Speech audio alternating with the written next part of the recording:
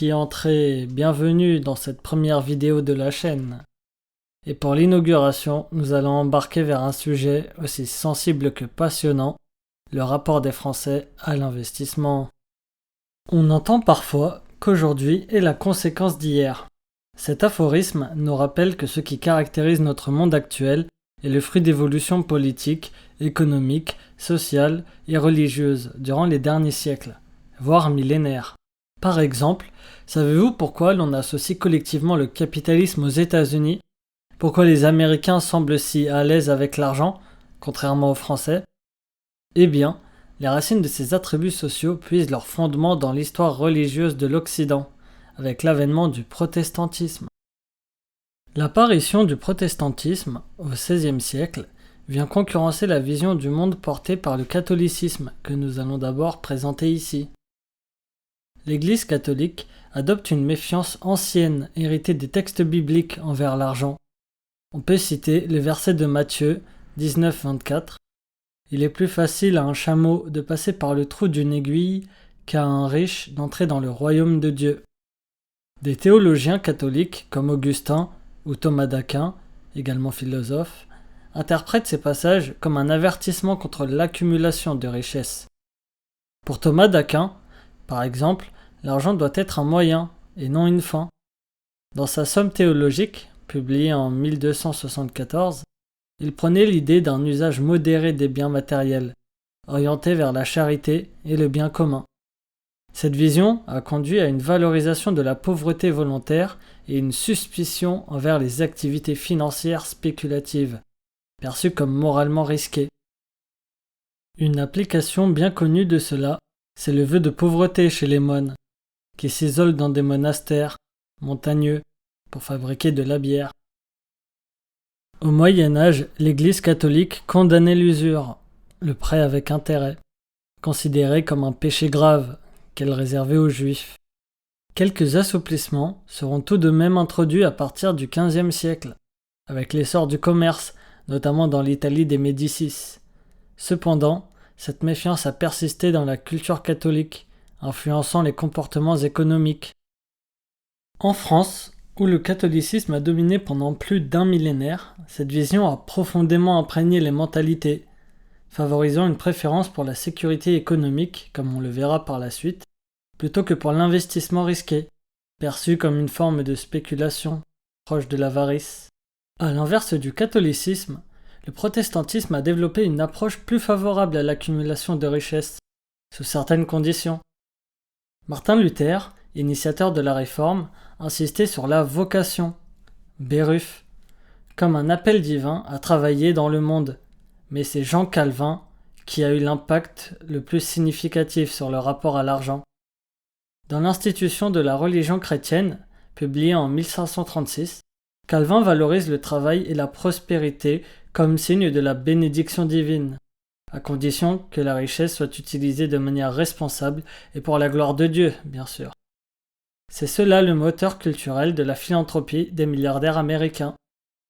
Contrairement au catholicisme, Calvin ne condamne pas l'usure dans le cadre moral, ce qui a permis le développement de pratiques bancaires et financières dans les régions protestantes, que ce soit les terres hollandaises, anglaises ou germaniques. On a également John Wesley, théologien anglais et fondateur du méthodisme, qui déclare « Exhortons tous les chrétiens à gagner et à épargner leurs sous, autrement dit, à s'enrichir. » Max Weber, dans son ouvrage L'éthique protestante et l'esprit du capitalisme, publié en 1905, a théorisé que cette mentalité a favorisé l'essor du capitalisme dans les pays protestants.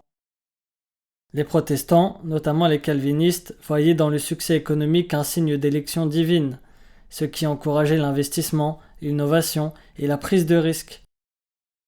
Par exemple, les marchands hollandais protestants du siècle d'or, c'est-à-dire du XVIIe, ont joué un rôle clé dans le développement des premières bourses modernes, comme celle d'Amsterdam en 1602.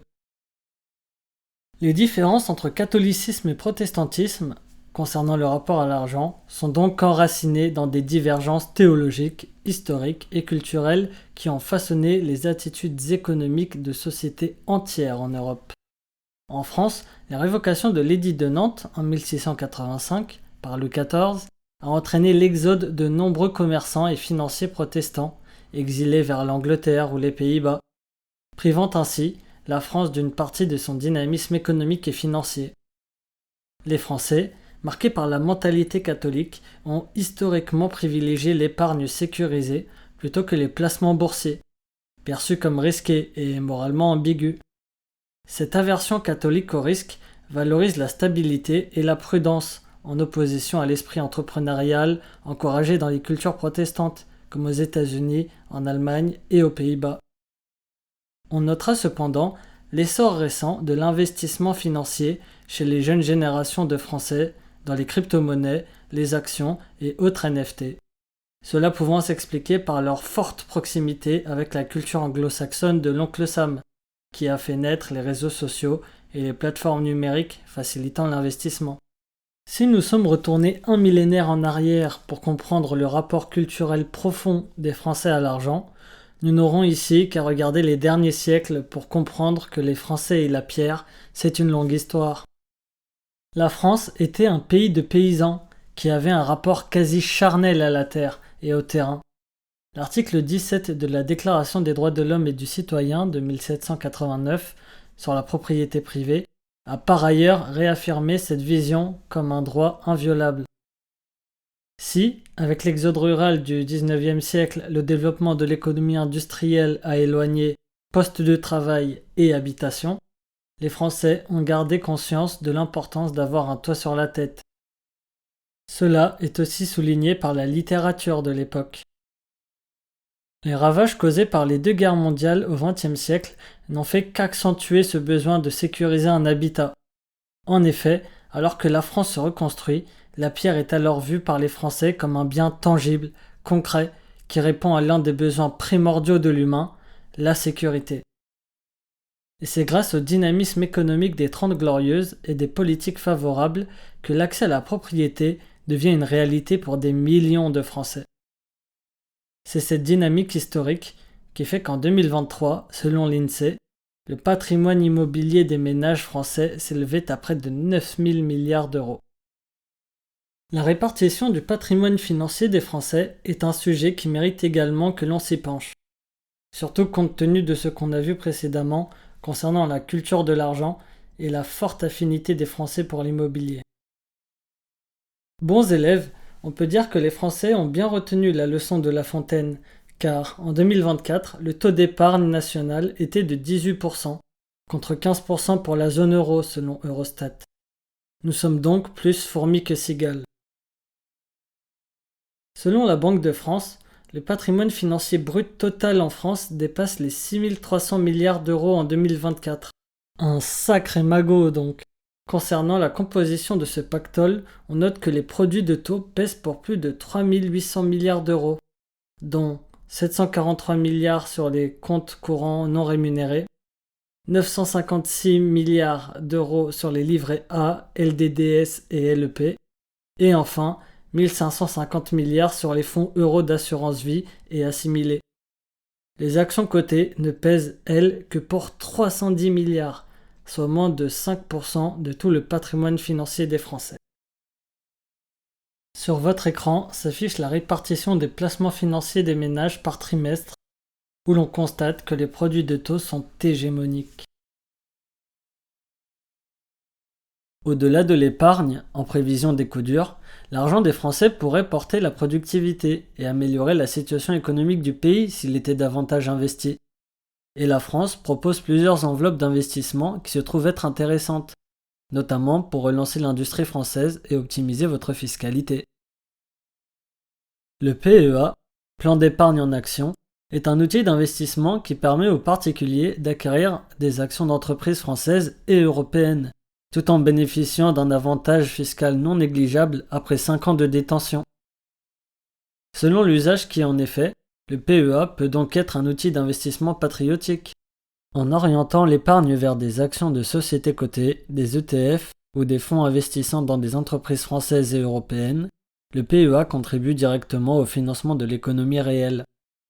Par exemple, investir dans des entreprises françaises ou européennes via un PEA peut fournir des capitaux aux PME et ETI, entreprises de taille intermédiaire, qui sont souvent le moteur de l'innovation et de la croissance industrielle. Les entreprises qui reçoivent ces fonds peuvent alors les investir dans la recherche et développement, moderniser leurs infrastructures ou se développer à l'international, renforçant ainsi l'industrie locale. À noter, le PEA-PME, qui est une variante du PEA, cible spécifiquement les petites et moyennes entreprises, souvent plus demandeuses de capitaux que les grandes multinationales. Une autre enveloppe d'investissement est l'assurance vie, à savoir que l'assurance vie est l'enveloppe d'investissement préférée des Français, avec une collecte nette de 23 milliards d'euros sur l'année 2024. Si on a vu que cette enveloppe était associée à des placements sécurisés, comme les fonds en euros, qui investissent dans la dette de l'État français, l'assurance vie offre également la possibilité d'investir en unités de compte, qui incluent des actions, des obligations d'entreprise ou des fonds investissant dans des secteurs stratégiques. En orientant une partie de cette épargne vers des appareils d'investissement, comme par exemple des fonds labellisés ISR, investissement socialement responsable, ou des fonds thématiques, énergie verte, technologie, santé, les Français peuvent soutenir des secteurs clés pour l'avenir de l'industrie française et ou européenne, comme les énergies renouvelables ou l'intelligence artificielle. Investir, c'est donc participer à la dynamisation de notre industrie. On l'a vu, l'investissement dans des actifs financiers via le PEA ou l'assurance vie fournit des capitaux français aux entreprises, cotées ou non, mais il génère également un effet multiplicateur sur l'économie. Les entreprises financées peuvent embaucher, investir dans de nouvelles technologies ou développer des produits innovants. C'est par ces avancées concrètes que l'investissement stimule la croissance économique d'un pays. Par exemple, une start-up française financée par un fonds du PEA ou de l'assurance vie peut passer d'une phase de prototypage à une production à grande échelle, créant ainsi des emplois.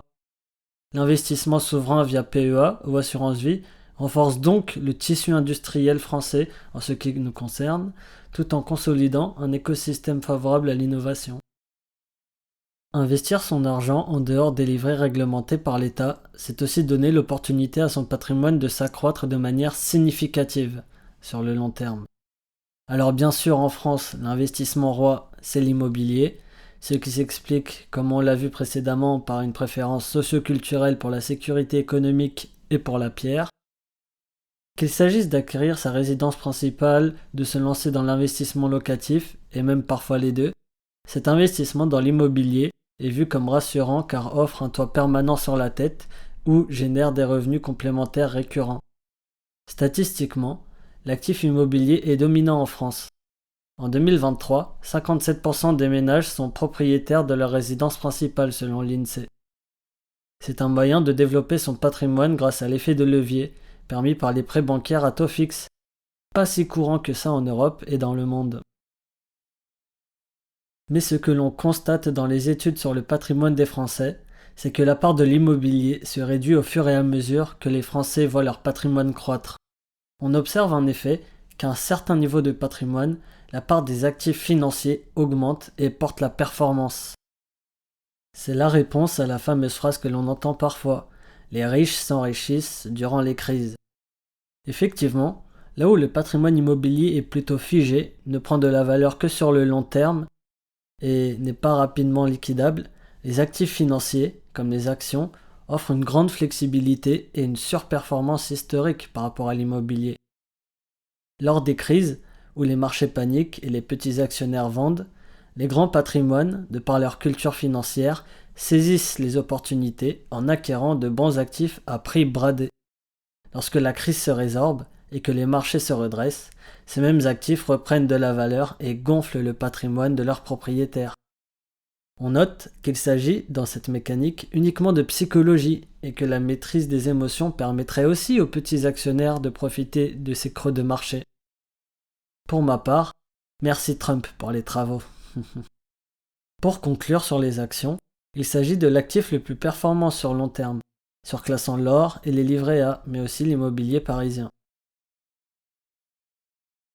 Investir, c'est aussi se créer un revenu qui peut être un complément bienvenu pour la retraite. On a parlé de l'immobilier locatif, certes, mais le revenu par excellence, qui ne demande pas de gérer les tracas d'une location, c'est le fameux dividende.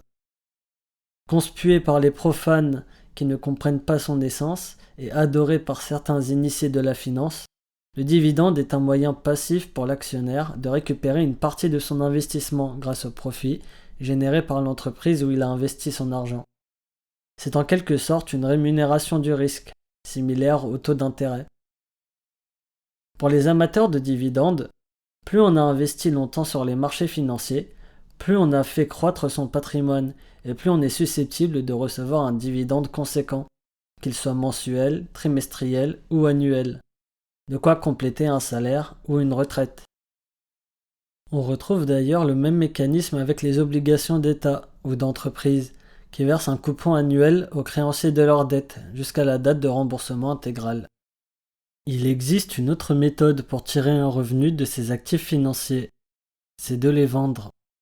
On parle ici de la théorie des 4% du financier William Bengen datant de 1994 et selon laquelle avec un patrimoine financier construit durant la vie active, il serait possible de vivre sur la vente annuelle de 4% de ses actifs, qu'il s'agisse d'actions ou d'ETF. Cette méthode est débattue chez les investisseurs, mais elle pourrait permettre de vivre 30 ans avec un revenu issu du capital. Dans tous les cas de revenus complémentaires présentés ici, il faudra tout de même prendre en compte la fiscalité. Investir, c'est croire en l'avenir. Et pour croire en l'avenir, il est préférable de comprendre le fonctionnement du monde dans lequel notre investissement existe. Si l'on investit dans l'immobilier par exemple, on s'intéresse mécaniquement à des paramètres comme la démographie locale, l'évolution des revenus, le développement d'infrastructures, écoles, commerces, transports, et la vision politique appliquée localement. Eh bien, investir sérieusement dans une entreprise, c'est tenir compte de ses innovations, sa concurrence, souvent internationalisée, des risques économiques, politiques ou géopolitiques auxquels elle est sensible. On en arrive donc naturellement à une vision holistique, où l'entreprise est un rouage articulé à des enjeux plus globaux. Par exemple, Nestlé, géant suisse de l'agroalimentaire, fait face à une concurrence notable avec Unilever, Danone ou même PepsiCo et Coca-Cola.